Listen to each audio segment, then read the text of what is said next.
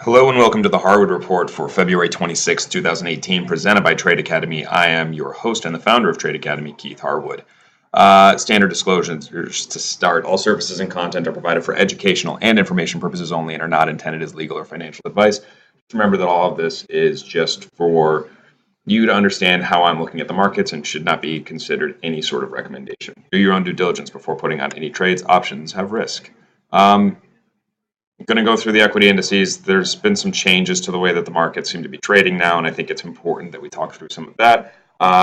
Bonds have started to turn around a little bit. A little interesting there. Gold, oil, always important, and I'm starting to see some stuff forming here with gold and oil, actually, in particular for potential trades here. The first thing I always want to know here is where we are in the fear and greed index, because it gives a little bit of a sense of where the market is pricing risk.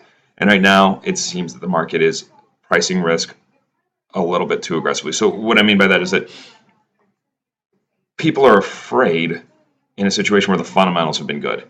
We had that VIX blow up, and that's already faded back down where the VIX is getting close to its 50-day moving average. We're very neutral here. And yet the rest of the market hasn't caught up to that reduction in fear. We're not seeing as many 52-week highs. We're still seeing more 52-week lows. I expect to see some of this start to change. Stocks maybe start to outperform bonds, and if bonds are bouncing, that means that stocks are going to have to rally more. 52-week highs are going to help drive that as well. And if I look out on the other extreme, S&P 500 looks like it needs to get a little bit further above the 125-day moving average. So that gives me a lot of reason to have a generally bullish backdrop here. That the market seems to be overly concerned about the downside when stuff is starting to show upside instead. So when I look at the S&P 500, it's above all key moving averages now. Friday was a big day. Today is just as big because we cleared out all of these recent ranges, and now we're actually above the high from February 5th. And why that's important is that was their big selling day. If we can get above the high from February 2nd, which was 280.23, so effectively 280.25, then it looks like new all-time highs. That probably takes a little bit more time, but I wouldn't be surprised to see that happen this week. We've got non-farm payroll data coming out March 9th. We've got a little bit of Fed speak and everything else. We've got end-of-month window dressing, things like that this week, but I don't see a big catalyst to drive us lower, barring some new fundamental news, maybe out of the Russia investigation, since that's kind of been on hold for a week or two. So SPY, to me, looks like it needs to move towards 280. And as it gets there, we may start to see some acceleration. So maybe a little bit of stopping at 280 and then an acceleration. We did a little consolidation here around these key moving averages, which is actually good for the market. It helps generate a higher support level. So before here, we tested the 200-day moving average, but ran away from it quickly. Made the 100-day moving average our support level here. It just repeatedly tested and bounced. Then we've been playing around with the 50-day moving average, and now we're above the 50, the 10, and the 20.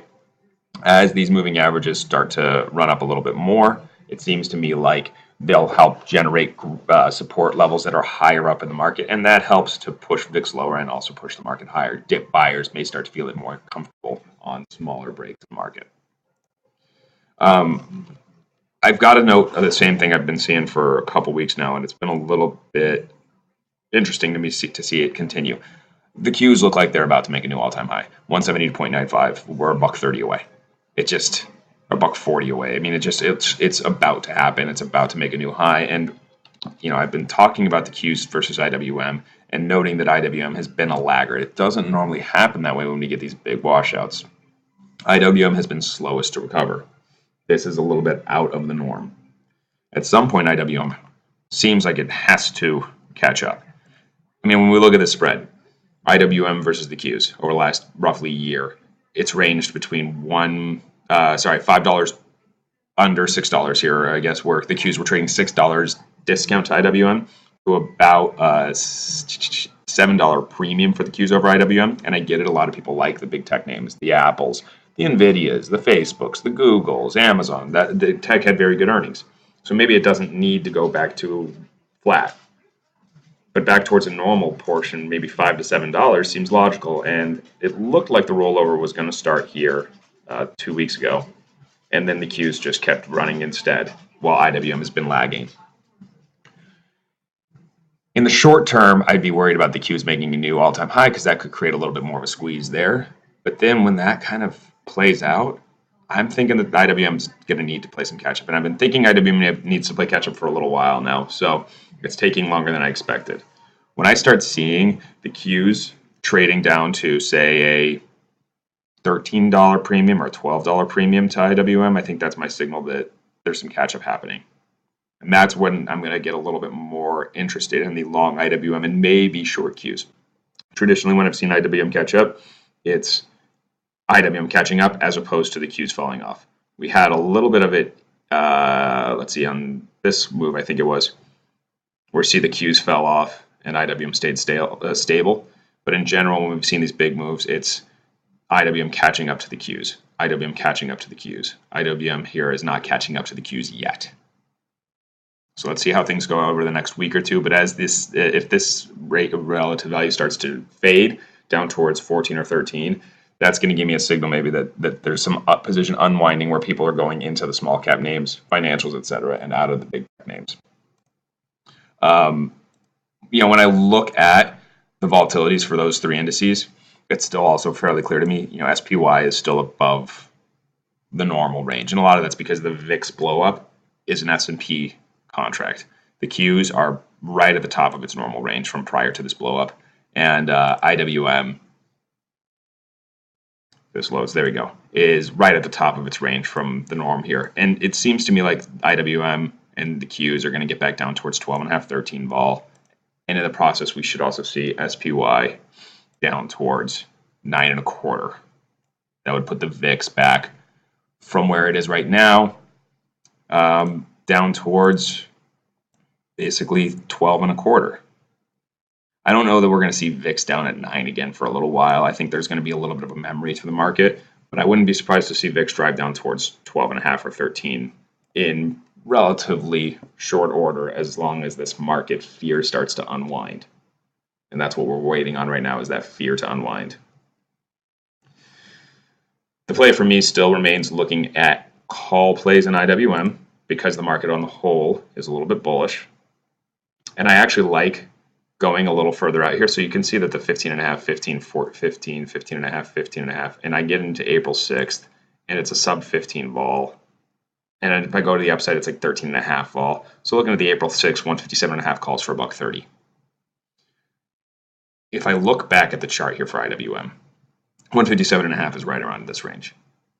So it is looking for new all-time highs for basically all the indices for that to play out. But if the Qs are going to make a new all-time high and then the S&Ps, it seems natural that IWM would have to get pulled up as well. Traditionally when we've seen IWM pull back, it does do kind of a rocket out of it as we start getting close to the new all-time highs. So let's see if maybe that'll happen again. But I want time. And the reason I want time is because I've said it looks like this IWM needs to unravel relative to the Qs, and somebody needs to start buying some small caps. But that hasn't been happening for a few weeks. So again, I'm looking at April 6th, 157.5 calls for $1.30. I think that's an interesting way to potentially play for that. Moving on, well, I'll look at the VIX one more time here just on this chart. And I'm still thinking this move has got to move down here towards 12.5, 13. And in that process, that should help put a bid in under equities. TLT has been bouncing back. Everybody's been talking about how yields need to rise, which means everybody's now short bonds, which means nobody wants to buy them, which means, frankly, it probably is time to play for a dead cat bounce. And I was talking about a move potentially here towards 121 and 122. I still think that's a natural thing to look for. It just might take a couple weeks. We've got non-farm payrolls next Friday. That could put a little bit of a wrench in it, but that could also help accelerate that move back up. So the second kind of idea I'm looking at here is going to be in TLT. Because vol here is, not too expensive at 11%. Frankly, if I can get vol for 10%, that's cheap, especially with this realized vol being around 12%. And if I go out to March 16th, I've got some sort of cheapies here, the March 122s, but I still like these 120s. I was talking about those last week for about 50 cents. They haven't moved much yet. Vol's around 11.5%. It's not incredibly expensive given that it's got the next non-farm payrolls number. So that's a line I like to maybe play out here. The March 120 calls for 54 cents this week. Still pretty cheap given the potential move here. In a move to 121 or 122, those can easily triple or quadruple in value. At 122, they're worth at least $2. Let's go over to the metals. First dollar index.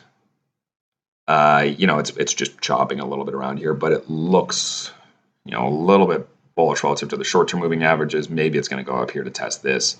In the process of testing that, the 50-day moving average there, that would clear some of the early February highs. Maybe that adds a little bit more momentum. In reality right now, I think that until we see a clearance of the February 9th high or get back below the key moving averages here, there's not much out of the dollar index. In dollar yen, it's kind of doing a little bit of the same. Like we could see a move back above the 20-day moving average at 108, or we could see a further break. The further break makes me bullish on gold and the miners, and particularly the miners if equities are going to be rallying in that process. A move up above here tells me it's time to look for the short side of gold. And, on the short side, as I've discussed, GLD looks like a move down towards 122. On the bullish side, new all-time highs. So this is just, playing off the dollar yen move here. Once I get some clarity, I'm either playing for our new all-time highs in GLD or a move back towards 122. Okay, that's not too bad. Either way, I'm looking for about a $4 move. In SLV, that's like 3.5%. If it goes bullish, the first stop is likely to be this consolidation area. But if gold makes new all-time highs, I expect to see silver push above 16.5 over time, especially if equities are bullish, because silver has a little bit of an equity component to it. When equities are bullish, we tend to see silver do a little bit better. Didn't happen during like the unwind of QE, but when gold gets really excited, people also go to silver because it's got a little more leverage. So I think that silver could potentially have a lot more upside than gold in this process. 6% move to get up to here is nice. It's about double the potential move for gold in terms of percentages. And on the downside, again, 6% move back down to this previous low. So we got about a 6% range I'm looking at in silver, a 3% range in gold. And when I talk about doing that, I have to just compare the volatilities. Well, that would mean SLV should be twice the vol of gold, and right now it's not. It's about 1.7 times the vol of gold. So that makes silver vol the cheaper vol for me when I compare those two products. I kind of like silver better to the upside when I start seeing some confirmation. So when I start seeing gold push towards new highs and silver pressing towards $16, then I want to look at the 16.5s. And where I'm just going to look at the 16.5s is wherever I can get them the cheapest with some time. So I need them to be at least a 15 delta because I'm playing for an outlier, but I don't want to buy a bunch of, 3 delta calls that expire this week. They're just not going to work. Or even the 9 delta calls that expire next week. They're probably not going to work. But if I go out to April 6th and see 16.5s that are 20 delta, that's not bad. Or April 20th, the 16.5 call, 16 at 17 cents. 19 balls not too expensive. It's a decent way for me to play this. So I'm going to be looking at the April 20th 16.5 calls for 17 cents if I start to get some confirmation that silver is going to go higher. And, as I see it here, 18 vol is not overly priced, especially given the realized volatility we've been getting. Even without what was going on, we were looking at around 18.5 vol. Then with what's been going on the last couple of weeks, we got vol into the 20s in silver. So that's really where I'm looking at for the silver and gold trade. I'll touch on the gold miners. Obviously, the miners have a lot of catch-up to do. That's a more leveraged trade. I'm actually going to be looking at that a little more, and I'll talk about it in the newsletter that I'll send out later this afternoon for premium members. This is a trade that can get very exciting, and I'll talk a little bit about how I'm going to be looking to play that and what my drivers are. And in particular, I'm looking for this trade to be based upon a combination of firm equities and firm gold. So that would be a weak dollar yen, probably a weak dollar overall, and a strong equity market, and that could make the gold miners that much more exciting. Same kind of idea with GDXJ, but GDX actually looks a little bit better to me because it's at a little bit more of an extreme level on the downside. Finally, let me go over to oil here. So, I like to touch on euro. Long-term correlations tend to hold with oil. This is pretty flat right now.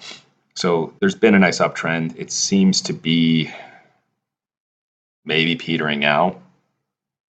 If that weakens, that could put a little bit of pressure onto oil.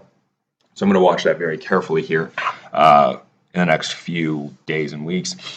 If the dollar stays weak against the euro and starts to push back above these key moving averages, that should help put a little bit more trust into the oil trade. And when I look at USO, it still looks pretty good. It's above all the key moving averages. It's making a nice move today. You can see that we're above Friday's highs now, pressing back towards all-time highs. And yet XLE still here near the lows. This looks like it has a lot of upside.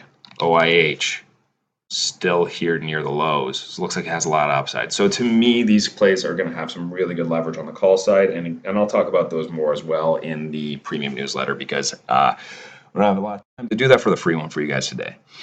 But just be aware that those are two things that I'm going to look at very carefully right now, especially with the way the USO is moving.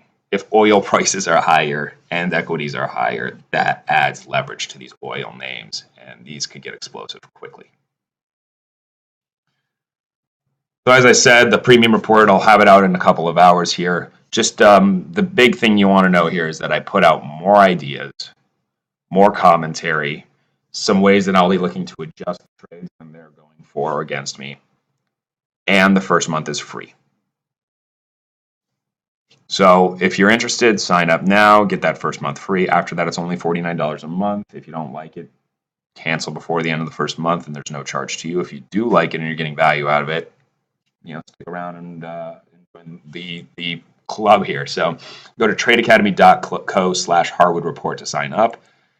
And again, homepage is tradeacademy.co, C-O. Keith@tradeacademy.co is my email address, or you can call me 312-600-8004. Thanks, everybody, and have a wonderful rest of your day.